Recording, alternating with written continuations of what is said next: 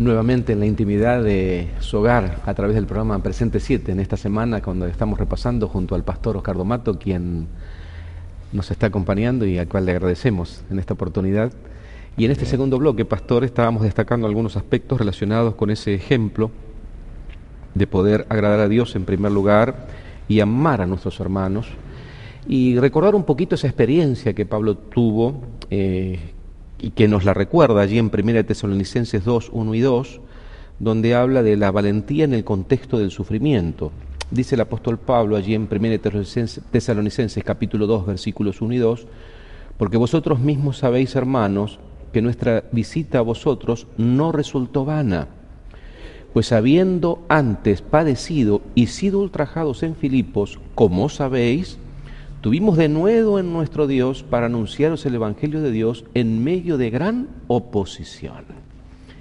Impresionante la idea, ¿no? Les está recordando y nos está recordando Hechos capítulos 16, el hecho y en el momento cuando estuvieran junto a Silas allí prisioneros, el carcelero de Filipos y toda esa experiencia maravillosa, porque incluso redundó después en lo que comenzó muy trágicamente en un momento de alabanza a Dios con la conversión del carcelero y toda su familia. Pero mismo así, me llama la atención el texto, pastor, donde dice que antes padecido y sido ultrajados en Filipos. Es parte del Evangelio, es parte del ministerio sobrellevar también padecimientos, pastor. Sí, uno dice, bueno, es natural porque vivimos en un mundo de tantas cosas, pero no podemos aislar a una persona de todo lo que acontece alrededor. Correcto. ¿No?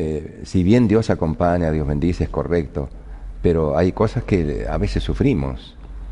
Quizás porque Dios ve que a través de alguna prueba o un sufrimiento va a ser mejor para nosotros después. Pero de todas maneras no estamos exentos de las cosas que sucedan a nuestro alrededor. Y hoy escuchamos a través de tantas noticias aún de nuestra iglesia, como en el Oriente, no hace mucho ahorcaron a un pastor. Así es. Y bueno, uno dice, ¿cómo? Bueno, Dios sabe por qué. No tenemos que dudar.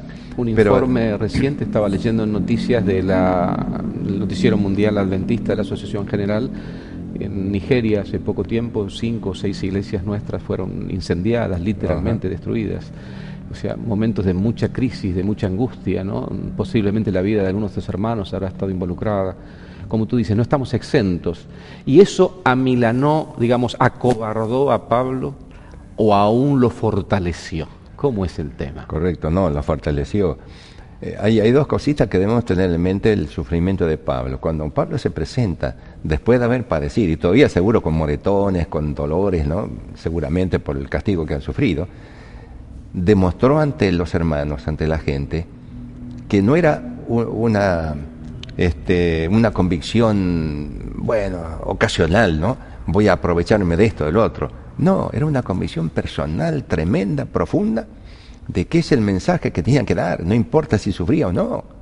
Y en segundo lugar, era llevado Pablo el mensaje en esas condiciones, motivado por la presencia de Dios. Y la gente podía ver que en Pablo había algo que sobrenatural que lo hacía tener fortaleza y seguir insistiendo y con fortaleza para predicar, porque se notaba la presencia de Dios en su vida. Amén. Y eso creo que el argumento que nosotros debemos tener en mente.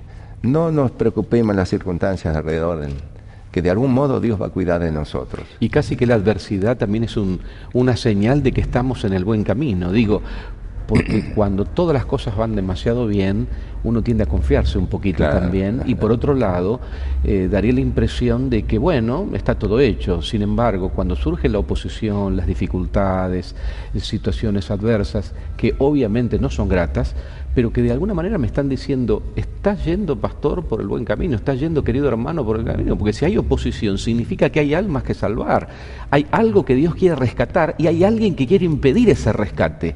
Por lo tanto, avancemos aún con denuedo, como dice Pablo. Los tesalonicenses se habían informado de lo que había pasado con él. Y ellos, dice, aún en medio de gran oposición, con denuedo decidieron presentar el Evangelio de Dios. Dice, con más ganas, con más energía, con más voluntad, aunque llevaba las marcas de todo ese sufrimiento al cual había padecido, ¿no? Jesús dijo, en el mundo tendréis aflicción. Aflicciones, pero confiad. Correcto. Así que, ¿qué tipo de aflicción? Bueno, Dios sabe hasta, como dice el apóstol, sabe hasta dónde puede soportar. Y Dios hasta ahí va a sujetar.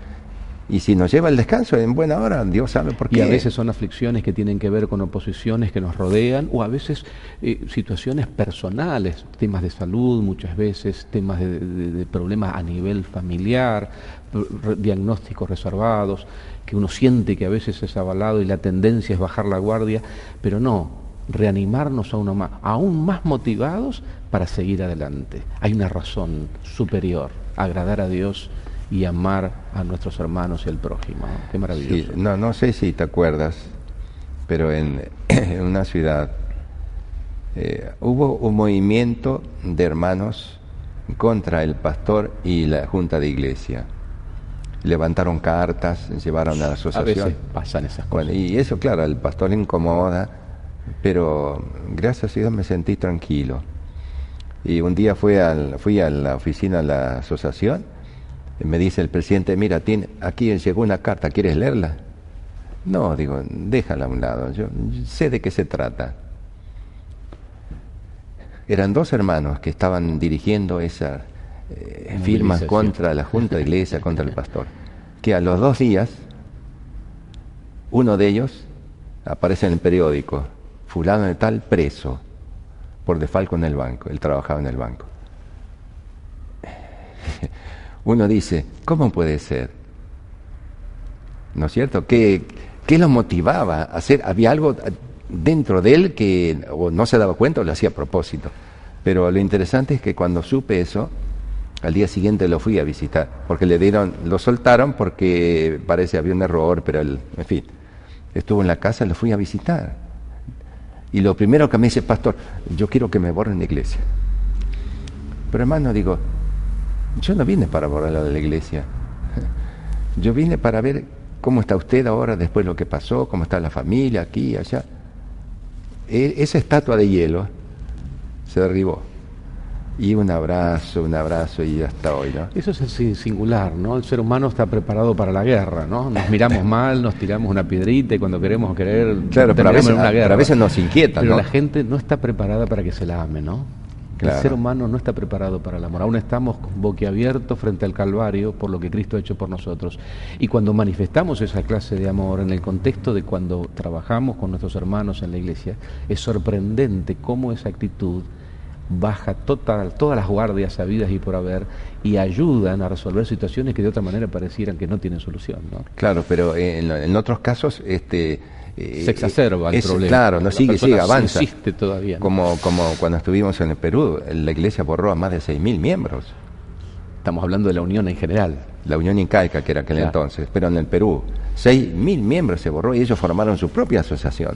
De pronto, claro, se forman grupos, se termina, pero a veces el pastor no sabe qué hacer. Pastores que con la iglesia se fueron al movimiento.